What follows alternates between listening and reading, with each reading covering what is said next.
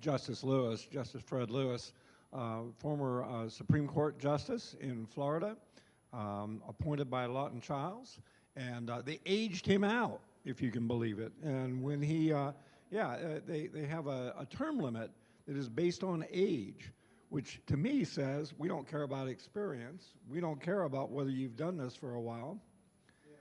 You got to get out. And so he got out and he got right down here, and he is my colleague on faculty at Florida Southern. And he team teaches law in the courts with me.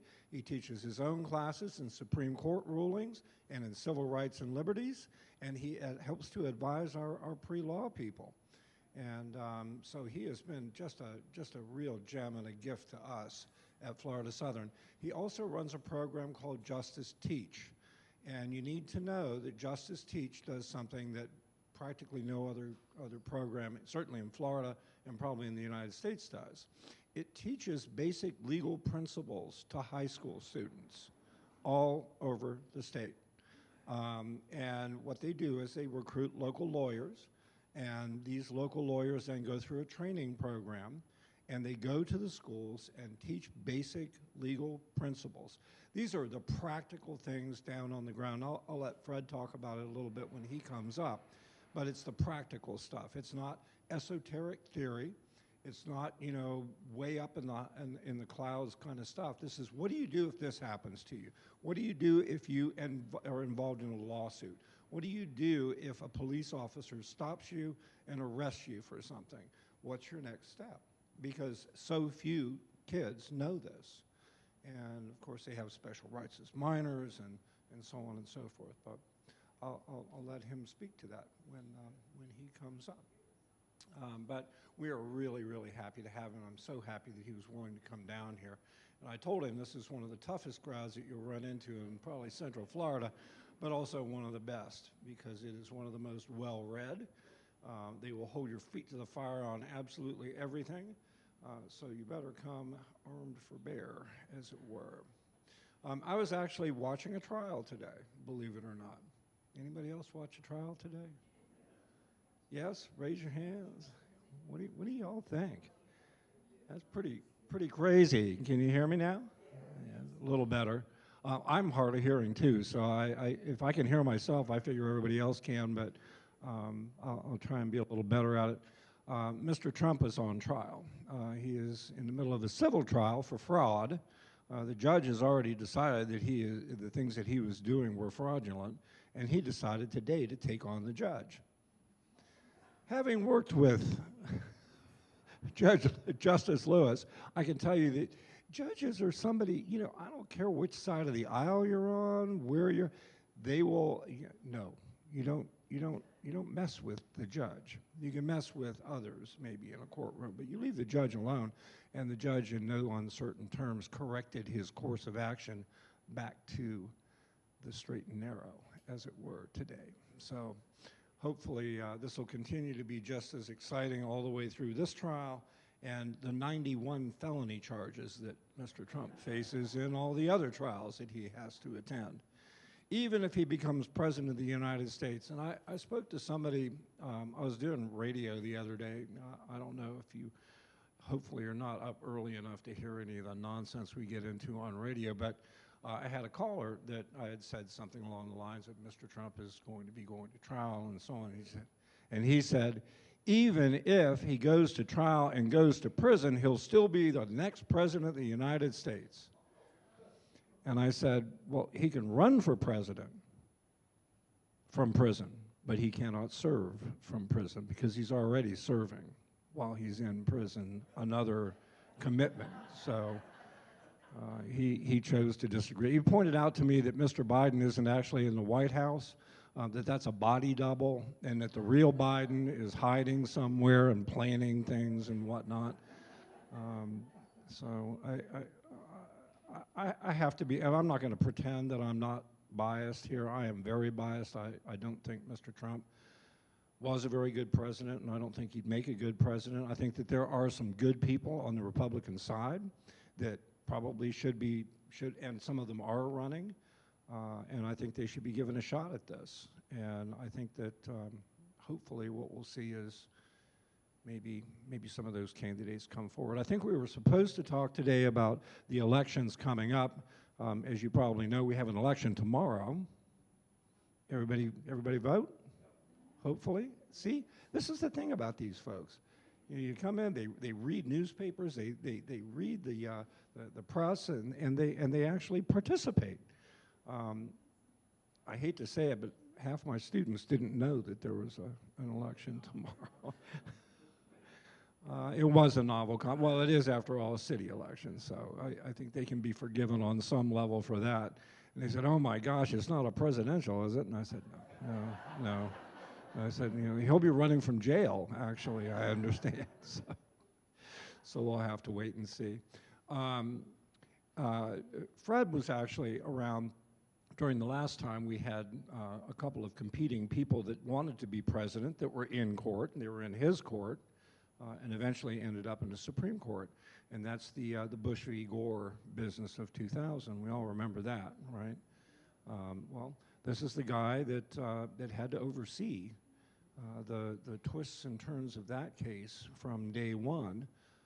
He did come down to Lakeland at one point, and I'll let him tell that story because it is kind of a crazy story. But maybe you'd like to hear a little of his experiences with dealing with presidential candidates and their lawyers and their allies and so on. So I'm going to turn the floor over to Fred for a minute and let him talk. And then maybe if you have questions for Justice Lewis, then you can ask him questions so we can get back to this other stuff after a bit. Bruce, thank you very much. It's a pleasure to be here with you folks. I've driven past your campus a number of times and thought, man, what a beautiful setting this is. So now I get a chance to come over and meet the folks who actually are here. Is this working? Can you hear me?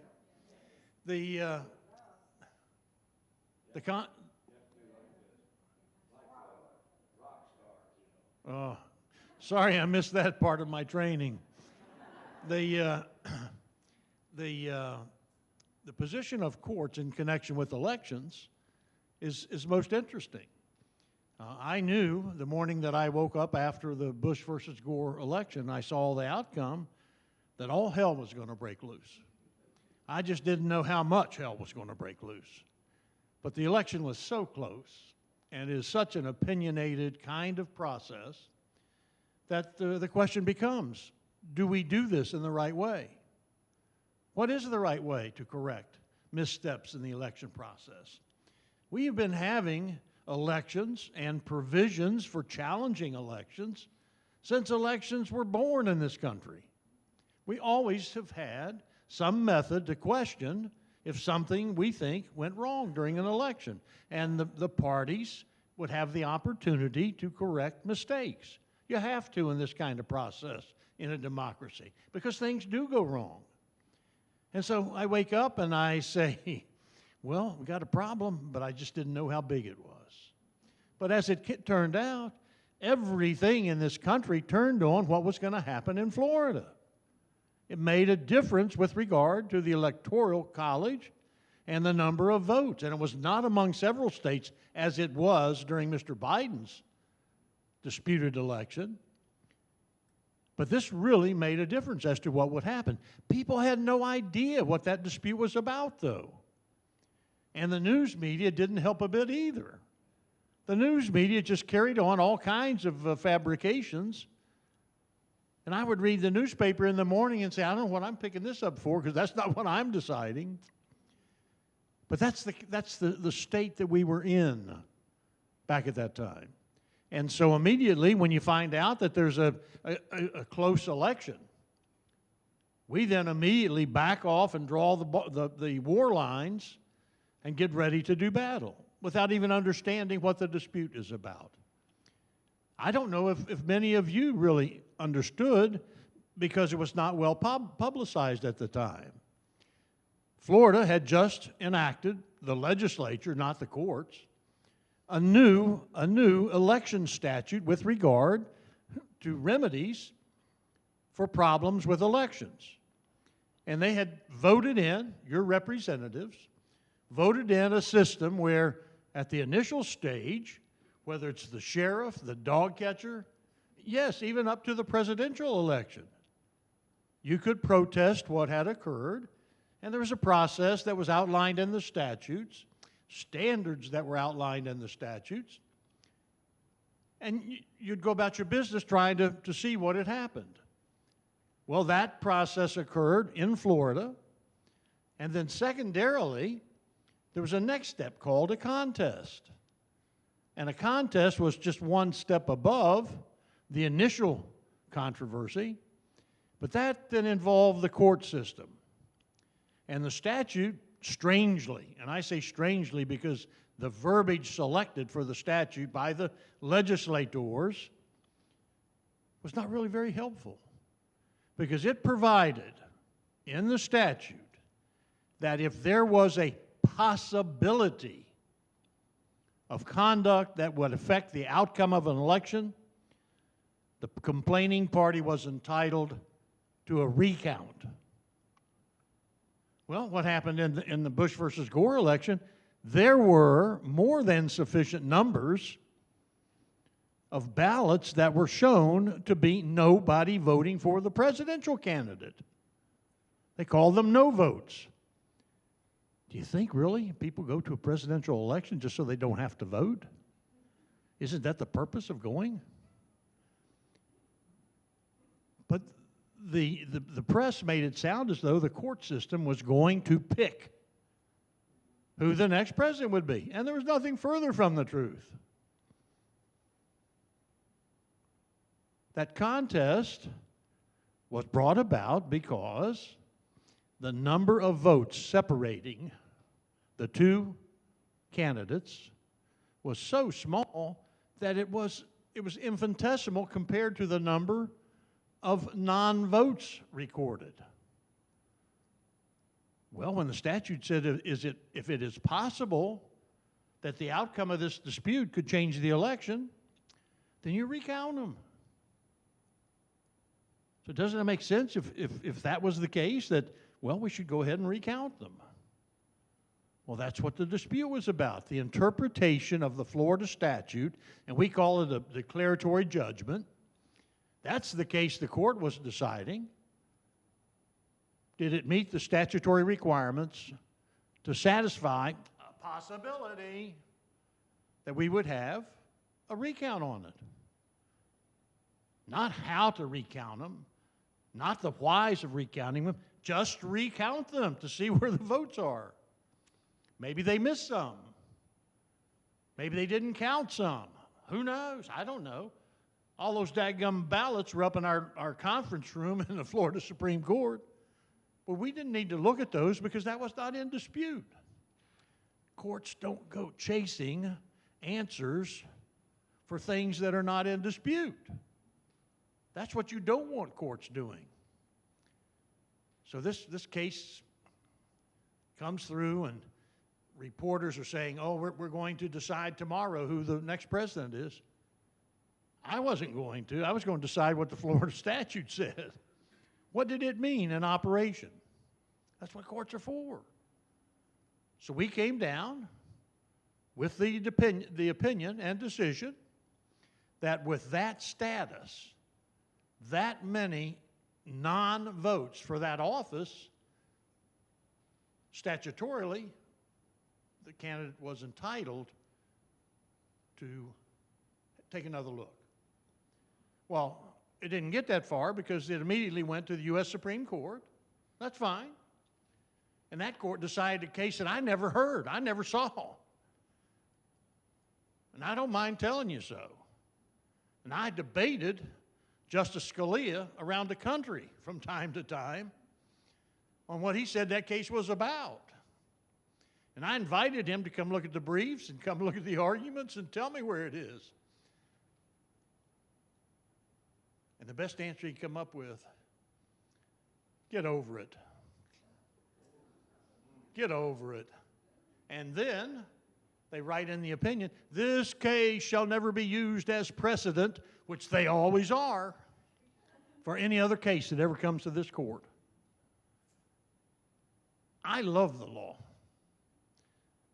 I have devoted my entire life to trying to do right.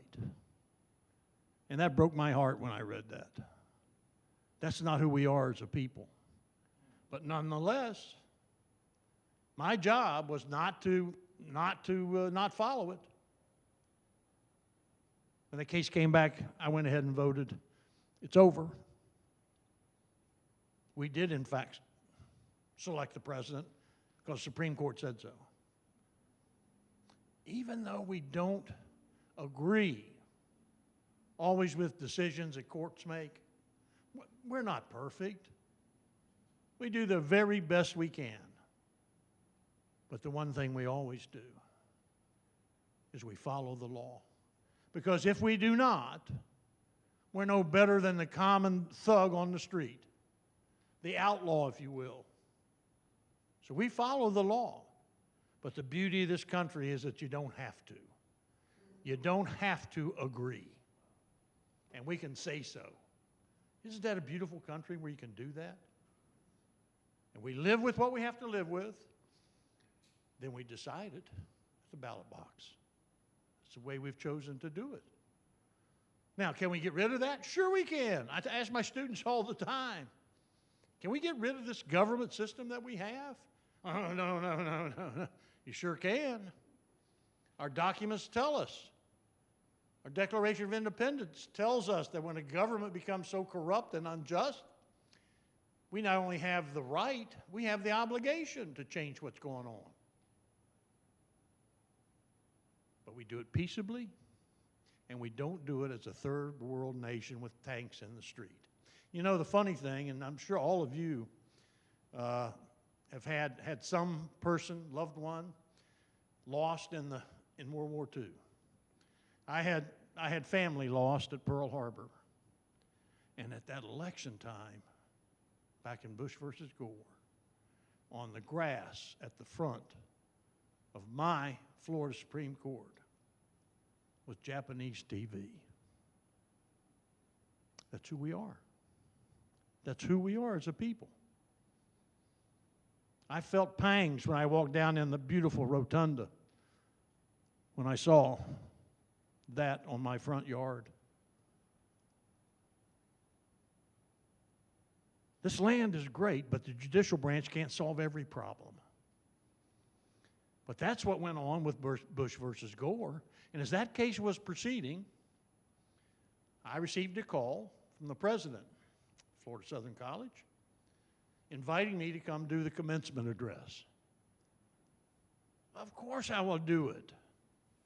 And what did I get afterwards?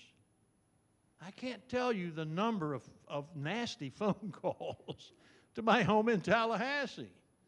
And the one that was the worst came to my office number and left on the answering machine that if I come to Polk County to do an address at Florida Southern, the only way that I'm going to be leaving is in a pine box. And boy, did I gulp a big one at that. I'm a tough guy, but I'm not that tough. I'm not too good at catching bullets in my teeth, you know. It's one of those deals. But it was very troublesome, and I was not going to let someone run our country with that kind of conduct. I could have said, I believe Tom Rushling was the president at the time. Dr. Rushling, I just can't come. But I'll be doggone if I'm going to let them keep me away from my people. I did have a bunch of security, though. I did have a bunch of security. But those are the kinds of things that happen. People start taking it personally. When I was selected to go to the Florida Supreme Court, I had practiced law for 30 years in Miami before going up. It's not that I love Tallahassee, and in fact, I've been living behind enemy lines for damn near 20 years. I'm a hurricane. But it's an interesting job. When I was selected, I was about to say, I became a NPA, a no party affiliation, because I believe that even the appearance of the court system, we need to appear to be independent. we need to appear that we have no agenda. And certainly we all believe, as we make decisions in the court system, that we are doing justice, doing the right thing. And I can think about cases that I look back on and I can say, I even have nightmares to this day because I had to vote a certain way because of the status of the law. As a judge, you can't just vote your own opinions. You have to follow the law. And if we do not, then we have no law. And that's something that I just can't live with, not having law. But this is the involvement. This is what happens when you have tough elections and tough decisions to make. Somebody's got to make the call, though. And you have to have provisions because things go wrong. Elections are not perfect. Sometimes intentionally not perfect. At other times, mistakenly not perfect. And while we like to think of ourselves as Americans, that we always get it right, well, we try. But it's not always perfect, and so you need procedures so it can be reviewed. Not untruths, as we have seen from time to time to occur. And it breaks my heart that I've seen lawyers plead guilty to felony charges of being untruthful in courts of law. My goodness, if we can't be truthful in a court, where are we going to be truthful? That's what supports us and keeps us free. And so those kinds of things trouble me. I get pretty emotional and stand on my soapbox when that occurs, and I share them with Dr. Anderson that those are kinds of things that trouble me immensely. And it bothers me with the social media. Mr. Rankin and I were just chatting early on about what the social media does. And this is a real dilemma. You can't just close things off because discussion occurs there of political issues. It falls into the wrong hands, and then you're just closed out. What does one do? We have free speech rights, but do we have truth rights?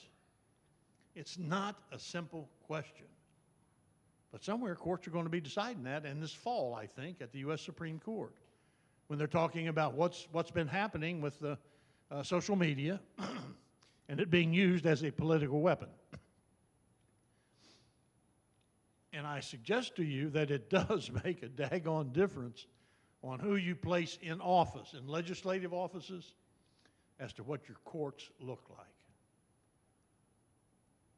That's where the final buck stops, is with those folks who approve the members of the Florida Supreme Court, of the U.S. Supreme Court, and have the power to confirm those appointments. Federal judges, it makes a difference. The timing of these cases with Mr. Trump this year round will make a difference on the impact that they have.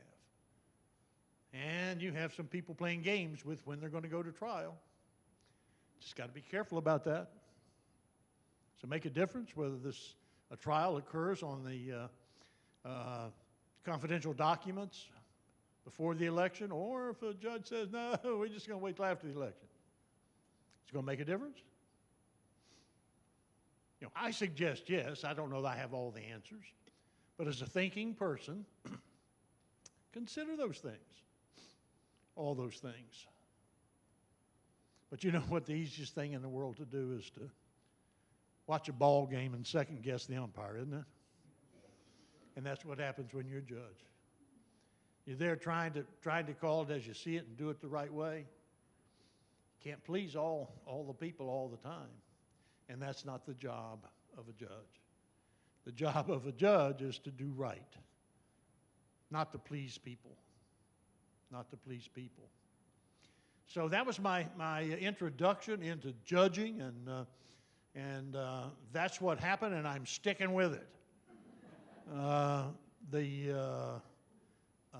My term on the court and my term as Chief Justice was very rewarding. Gave me the opportunity to create justice teaching, which Dr. Anderson mentioned about having qualified instructors in the courts, in the schools, if we can do it.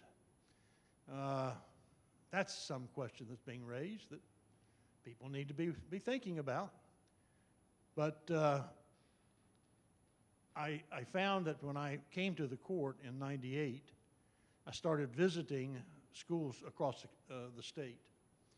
And that's because everybody wants to see the new boy on the court, right?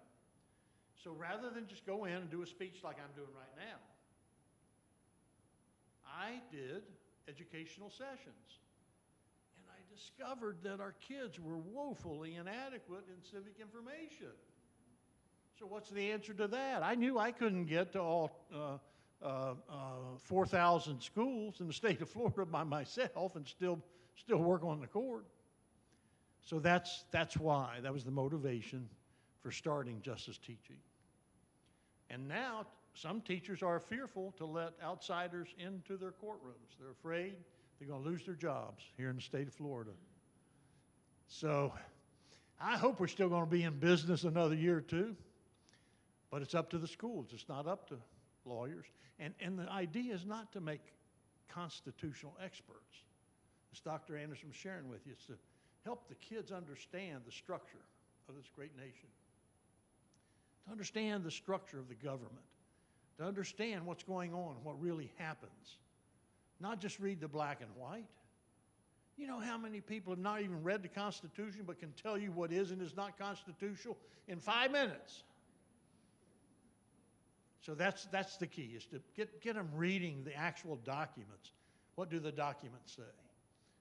And then give it to other people, like I do at the college over here, is I share with the students what the United States Supreme Court has said or interpreted the provision to mean, not what I want it to mean, but what the court has said it means. And that's the only way I can see moving forward in this country. And it'll change from time to time. But it's a pleasure to be here. I don't want to take up all the time. I know Dr. Anderson wants to answer your questions, but is there anything you may be interested about? An old guy that's been around the bend a few times. I came out of the woods of West Virginia and came here to Enlightenment in Lakeland, Florida. Let me get her first and then come right to you. Yes, ma'am. At what age do you age out? It used to be 70. It has now been increased to 75 after.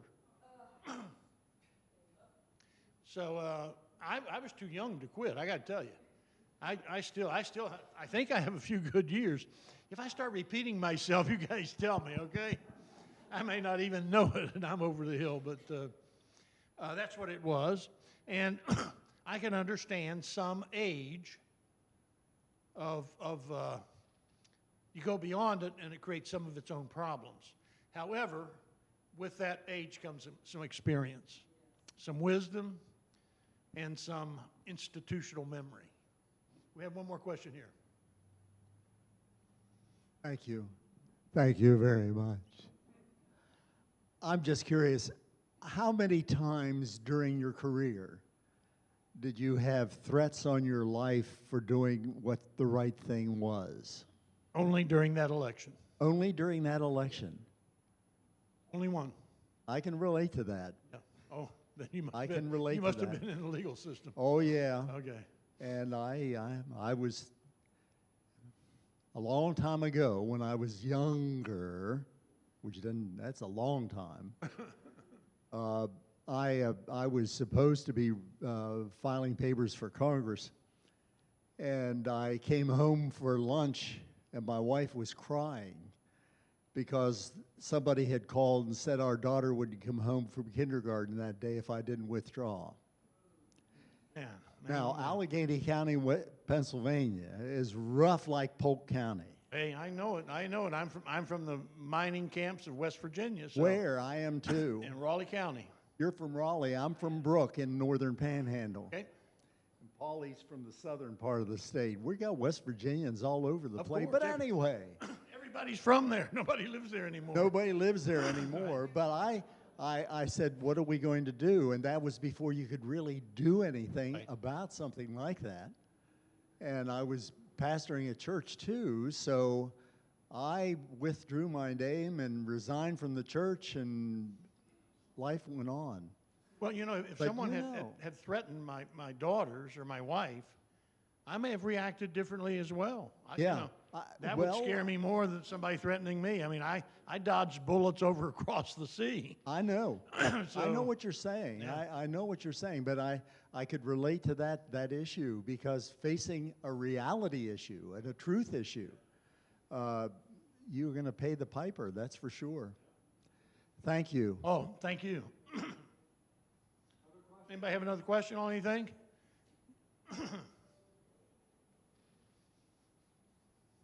It sounds like you are in favor of bringing back civics classes. Oh, am I ever?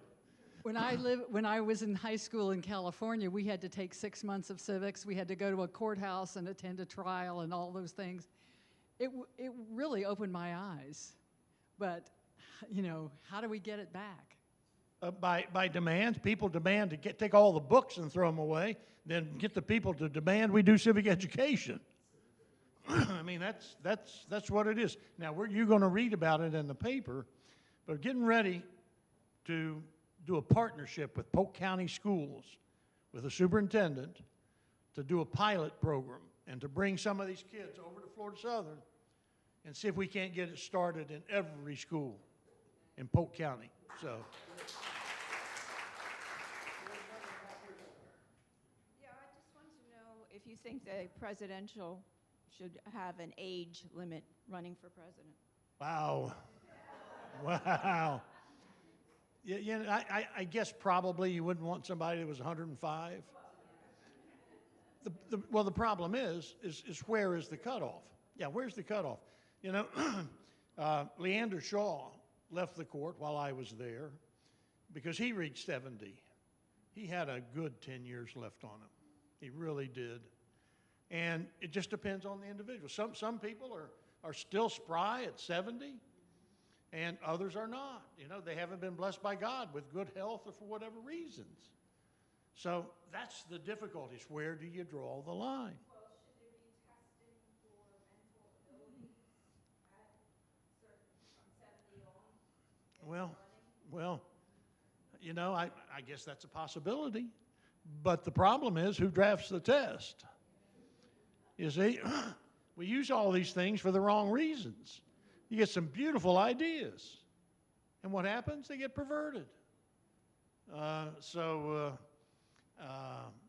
You know, the presidents and candidates generally are kept in good health. They have reports from doctors, their cognitive abilities and all those things. And Lord, I would hope that we wouldn't elect somebody that had Alzheimer's or something of that nature. You know, I would pray that we would not have that happen. But you know what? I didn't think we'd ever have a candidate for president who was under trial.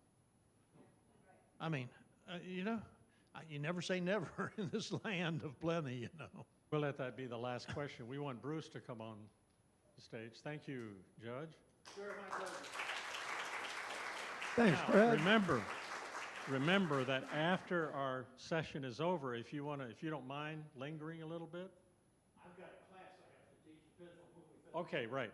So we'll just look at those windows. All right, Dr. Anderson. Well, I'm ready to test the mental acuity of the people between the ages of 35 and 45 that are serving in the United States House of Representatives right now, because I think we've got some problems down there. So the good news is that we don't have term limits in the federal system, and we don't have any age restrictions. We don't have any restrictions at all. And that means that people can choose whoever they wish to serve in those positions, regardless of their age, regardless of their education, regardless of their income, regardless of where they're from, and so on and so forth, as long as they were born in the United States. So it would take a constitutional amendment to bar somebody from serving anywhere in the federal government in an elected position. The founders thought, and I'm sure that the founders never thought that people over the age of 60 would be doing much, because they weren't in those days. But you know, as age stretches out and as lifetimes grow longer and so on and so forth, I think they made a wise decision.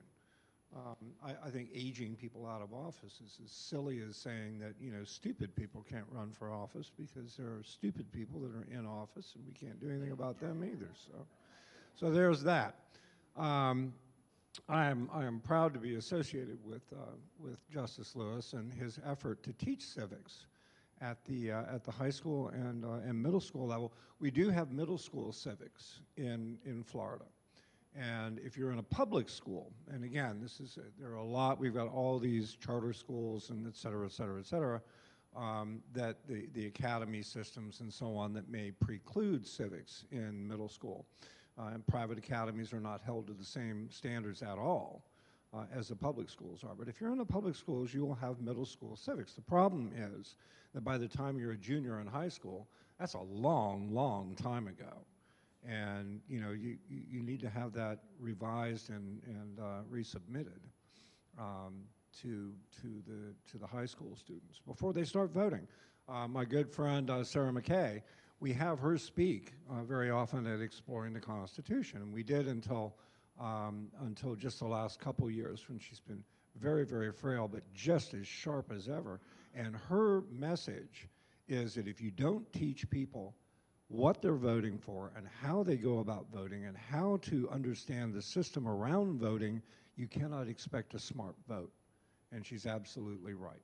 You have to know what these people do in order to judge whether or not they're going to be able to do it. And you know, that allows for every possible, you know, variable in terms of what your biases may be or your interests may be and what party you belong to and all that kind of thing. You want people to have a knowledgeable vote, because if they're voting, because I mean, I have literally heard, how many people do we hear that say, well, that's unconstitutional, without ever having bothered to open that document? And the document is 4.5 pages long, folks. It is not a long document. We're not talking about a heavy read. We're talking about, if you're very tired and ready to go to bed at 11, you can read it by 11:10. And I don't know that you'll necessarily come out all that much wiser, but you know, and everybody hands these things out. They are widely available in, you know, hard copy form, on the internet, everywhere. And the number of people that haven't bothered to read it is just shocking, I think. So we make our students read it, and they grudgingly do so. But they come out, I think, a little sharper in the long run. You asked me to talk, I think, about the presidential elections and so on and so forth. It's really early to do this, and so I'm gonna wait off. I'll come back when we have a little bit more under our belts in terms of what's going on out there. There's a lot of variance going on in the Republican Party. Some question as of today, with the release of the Siena poll and so on, as to whether Mr. Biden is a viable candidate on the Democratic side. And there's at least one person that has come forward and said, well, I'll run if nobody else will run. But there may be more. And I suspect before the primaries break that we're going to see some people trying to qualify for all 50 states on the Democratic side. So there is a future to all this. We're not necessarily stuck with the last go-around in 2024. We won't necessarily have to have a repeat, which I think would be a bad news kind of a situation, because it means that there's going to be no debate, there's going to be no discussion of the issues. We have to have people contending for office, I think, more than anything else. But I'm willing to answer questions about sort of what I think. What I think is not terribly important, but I don't have a crystal ball. If I did, we'd all be in danger. I put it in the column, I'd never go anywhere. So, yes, sir. Use the mic so that we can all hear. And close to the mouth.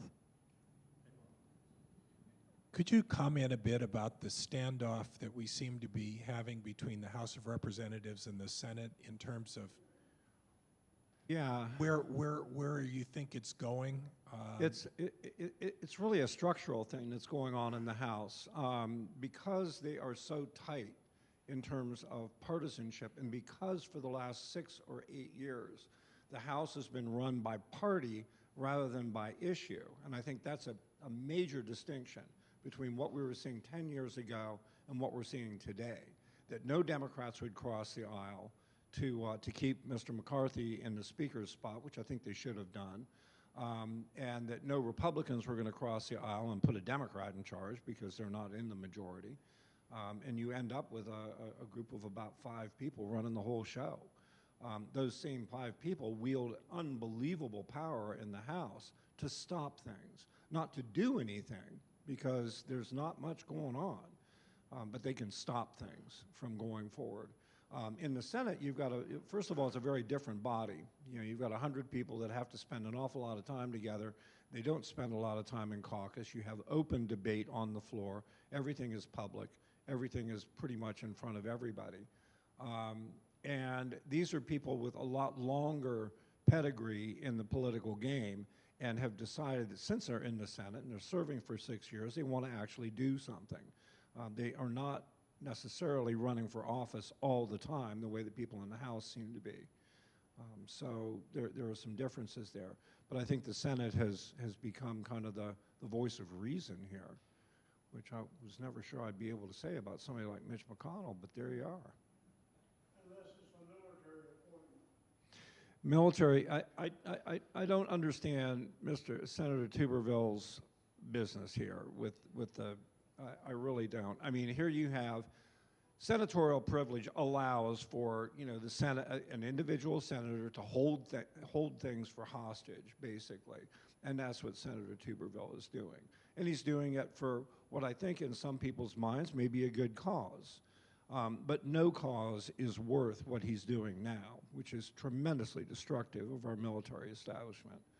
You've got people that don't know when they're going to be deployed. They don't know whether they're going to move up or they're going to stay where they are. And you've got the one cat that was doing 2 jobs that ended up in a heart attack situation, literally had a heart attack because he was trying to do 2 jobs at the same time. And that's down to Mr. Tuberville.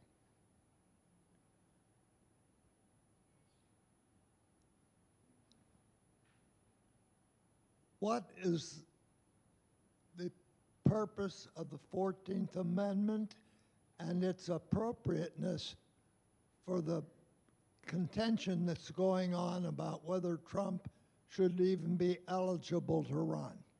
Yeah, it's he's talking about the 14th Amendment. The 13th, 14th, and 15th Amendments were passed directly after the Civil War. They're usually referred to as the Civil War Amendments.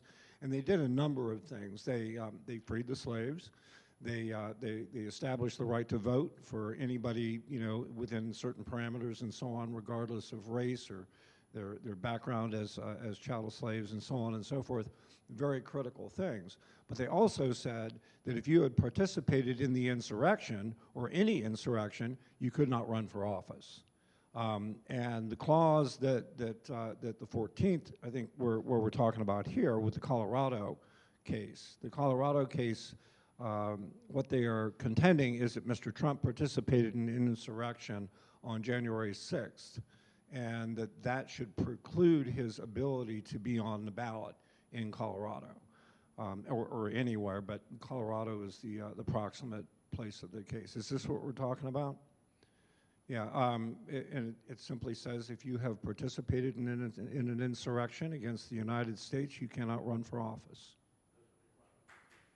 Yeah, it doesn't require a conviction. It only requires that there is substantial evidence that you participated.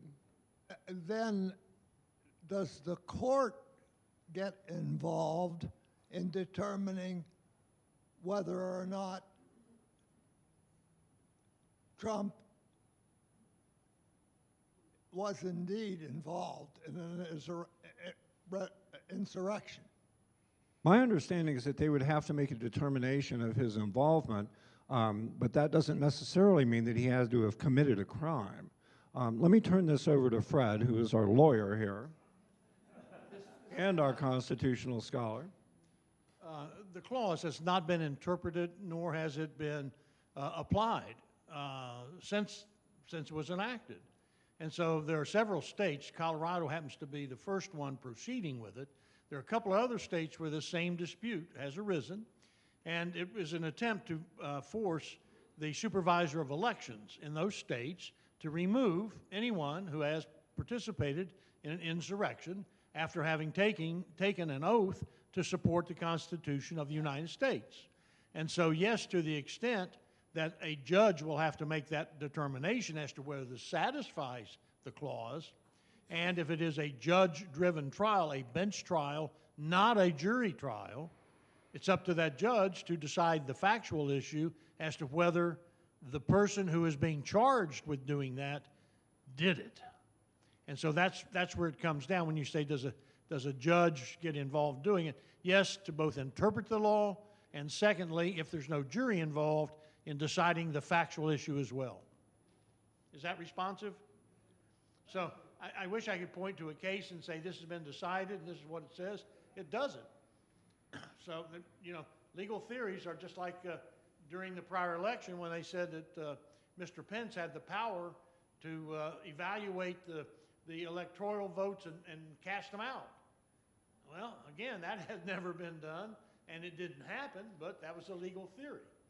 So, you know, your thoughts are probably as good as ours on that. We'll have to wait for the Colorado case to come forward. Some of these others. Other questions about that sort of business? Off track, we specialize in off track politics here.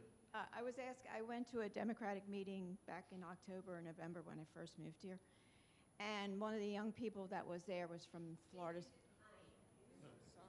Do I have to press it?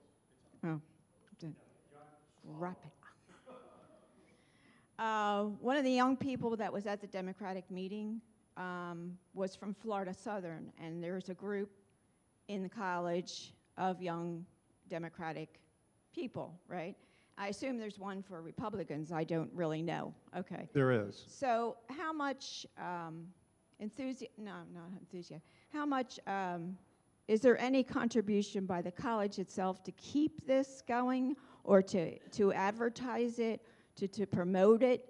Not just for Democrats, but for the Republicans too. I was just wondering, because they're the kids we want. They're the age we want. We want them getting out of college and starting to vote. If we don't have them, we're not going to have anybody. Yeah, the structure of organizations at Florida Southern is student-driven, meaning that if students want an organization, we'll advise it. And I happen to advise both the college Republicans and the college Democrats and the college Independents. Okay. So they get my support, and they do get financial support from the Student Government Association and from the department. We do fun things like send them off to conferences and this kind of thing. I think some of our kids went to the Freedom Summit that was in Orlando this past weekend or something? Yeah. So we support it that way. But the idea is that students need to run these organizations. They need to figure out what their purpose is, and they have to drive the car. That we're not in charge of telling them what to think, and we're not in charge of telling them what their organization ought to be doing. We're just there to cheerlead, more or less. And we have very active organizations all across the spectrum. So very active Republicans. We have a group called the Young Americans for Freedom, which is a bit to the right of the Republican Party, in fact. And then we have, there are a couple of people that are calling themselves Democratic Socialists, and I'm not quite sure what that means, but more power to them, and everything in between. So, yeah. We also have a soccer team, so. I have a question in regard to the structure of bills that go before the Senate and the House. Mm-hmm. It seems as though they convolute it by putting pet issues in the bill from time to time and make it difficult for the legislature to actually vote. Yeah, it's called a poison pill for a reason. It's meant to kill the bill. When you add something to the bill that you know that the original sponsors of the bill would never support, it means that they'll be voting against their own bill to keep that out, or they'll try and have it stripped as an amendment or something along those lines. This is a time-honored practice, but you're seeing, I think, more of it now because you have people in the minority that are trying to make it impossible to pass particularly appropriations bills in the House. You have 12 different appropriations bills that need to pass, and only 2 of them have come through so far. And the likelihood that we're going to see the other 10 is growing shorter by the day. So we'll have to wait and see. There's always the threat of government shutdown, which, you know, I don't know. I'm not that alarmed, to be honest with you, because I don't think the government will shut down. If it does, it'll be very short. But I do think that it's a kind of a natural deadline for passing the appropriation package. So we'll have to wait and see. Does that answer your question, though, about structure?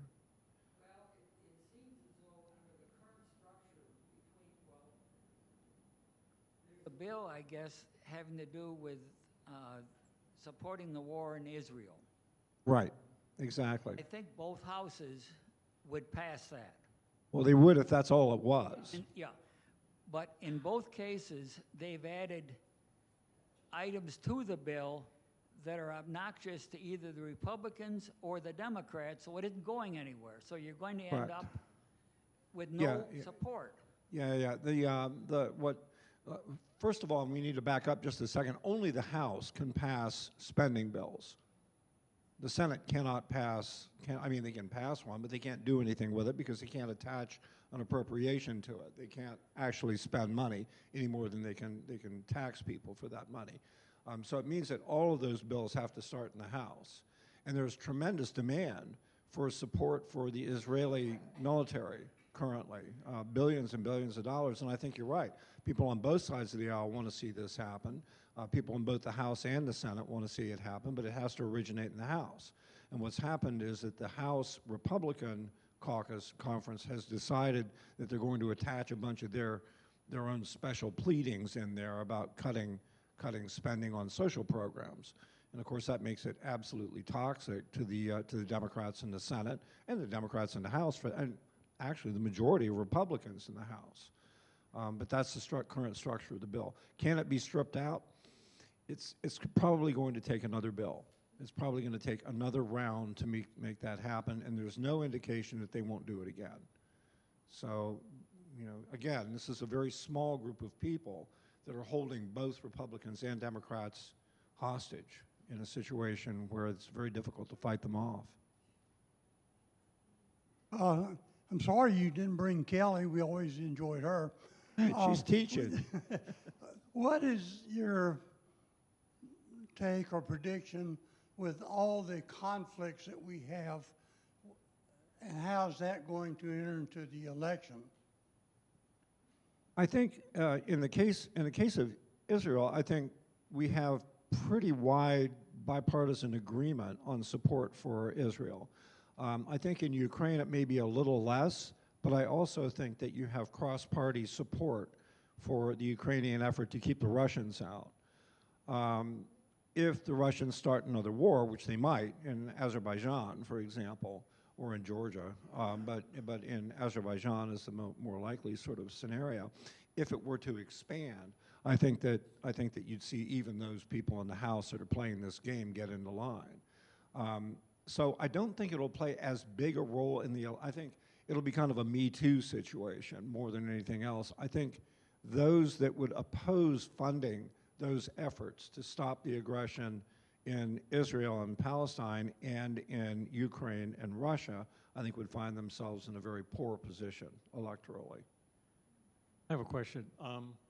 This morning I heard a report showing, and we've already heard about it, how if you do correct me if I'm wrong, if you do a general election that Trump and Biden are about half and half overall, or is it just by party? Oh, in But the I have poll another this morning, related to that. the And also, when you do the polling that I saw showed that Trump was 55% in favorable in the economy, and Biden 32% to the economy. And with all the stats that we're getting on the nature of our economy and many other issues, I don't understand that. And I'm trying to think of it in a nonpartisan way, but I just don't get it. And so the final analysis is people seem to vote by charisma rather than by policy. or what affects them personally. And that's part of my own opinion, but what do you make of all of that? It's just Could crazy. be. Let's remember that Mr. Trump lost the last election, and we've got an awful long way before we get to November of 2024. And you know, I don't know. Biden could do a lot of things wrong and still win. Trump could do a lot of things right and still lose. So I think that there's, I think that the issues that will probably decide the coming election have almost nothing to do with either candidate and everything to do with abortion and guns and things like that. The abortion issue, I think, is the one that we need to pay the closest attention to, because Republican legislatures are being hogtied by their own constituents in trying to pass things that would restrict women's access to reproductive rights and so on in places like Kansas and Kentucky and Montana and so on and so forth. And I think that spells probable disaster for some of these House members that are in competitive situations if they're Republicans. You've also got, you know, the beauty of Mr. Santos. I don't know how many of you have been following this situation, but the entire New York Republican delegation came out and said, will you please get rid of this guy so we don't have to carry him into the next election, because he's threatened to run again. And the Republicans said, well, let's wait for the ethics report and find out whether the ethics people think that maybe he's been unethical here, when I think well, I mean, he's going to end up in federal court anyway. He's in there for all kinds of fraudulent and crazy behavior, and maybe when he's in jail, they'll decide maybe it's time for him to leave. I don't know. But We're 5 minutes to the hour, but sure we're good for 2 more questions or so.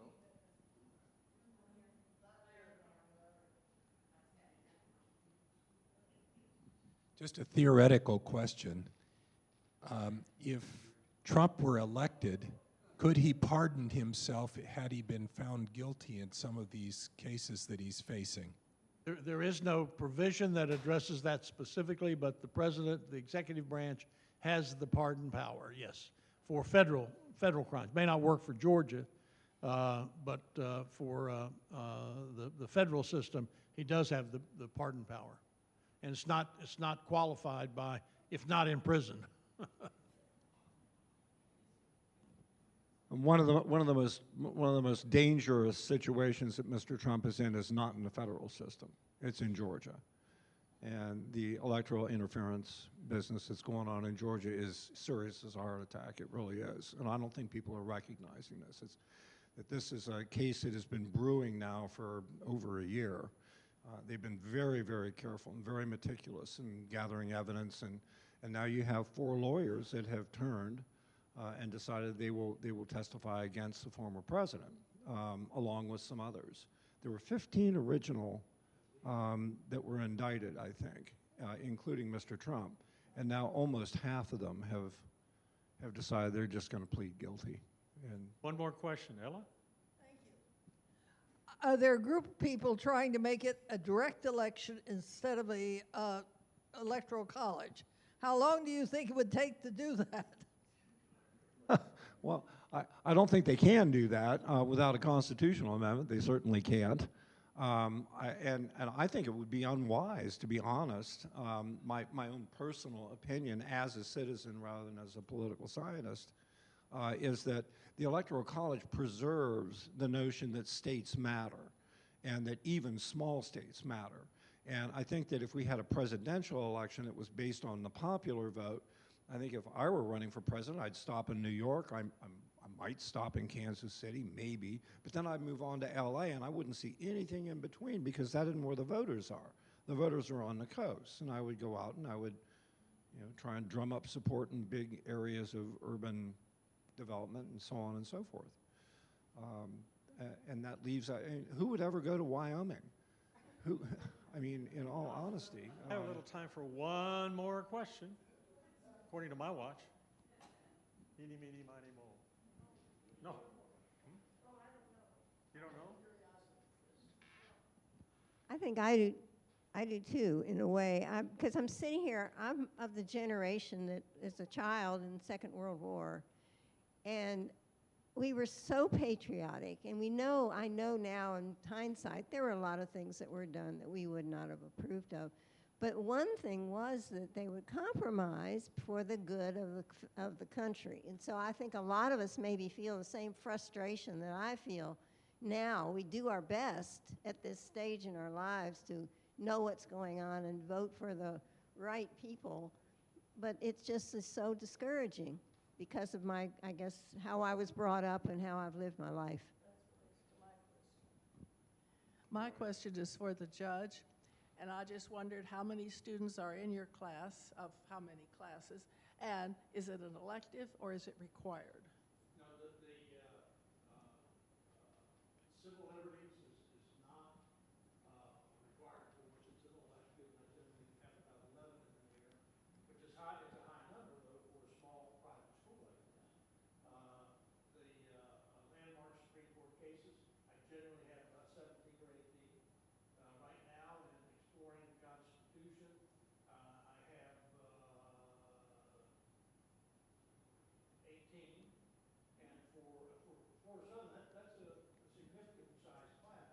We pride ourselves in having a small class, professor-student ratios over there. And what else, law in the courts, what we usually have there?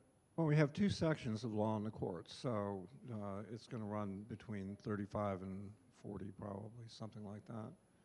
So that's the number. It goes on each year. That's the number. But if you go look at some of the freshman courses, criminology, and some of those, they'll have as many as 40 students. Quality of the education is not, in my humble opinion, I'm not a professional educator, but in my opinion, that the small classes is what the benefit of a school like Florida Southern is. And that's because you can really get into it, sit and have independent sessions and discuss things. It just works a whole lot better than just pure lecture. They're interested in your course. They relate to I hope so. I don't know. That's a fact you wonder.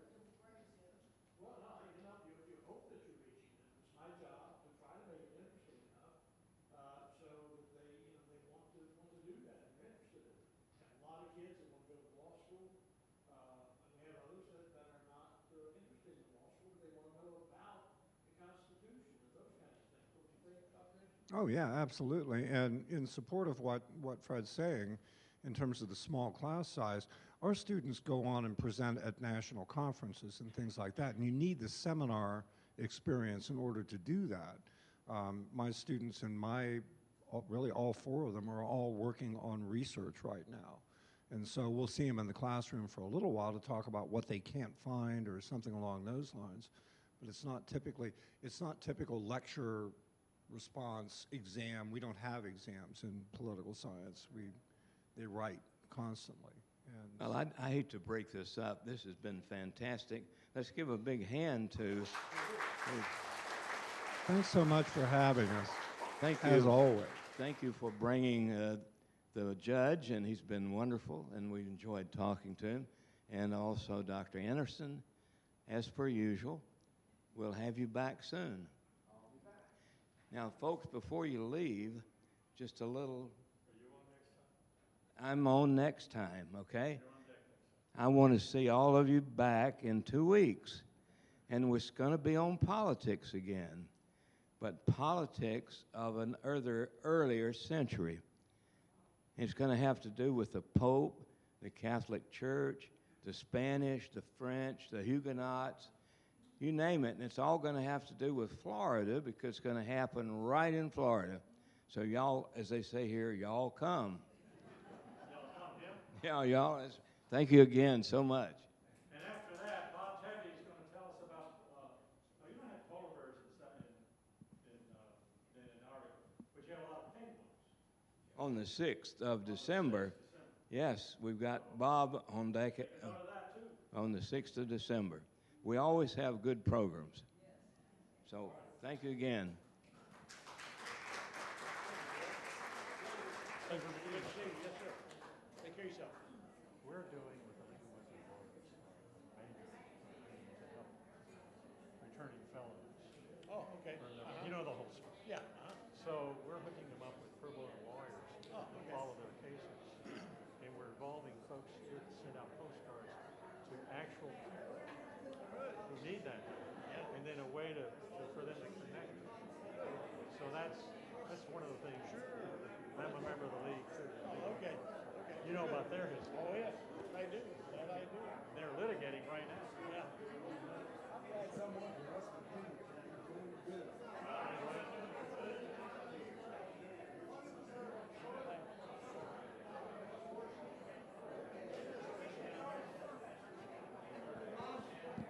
Hey, Janelle. What's that?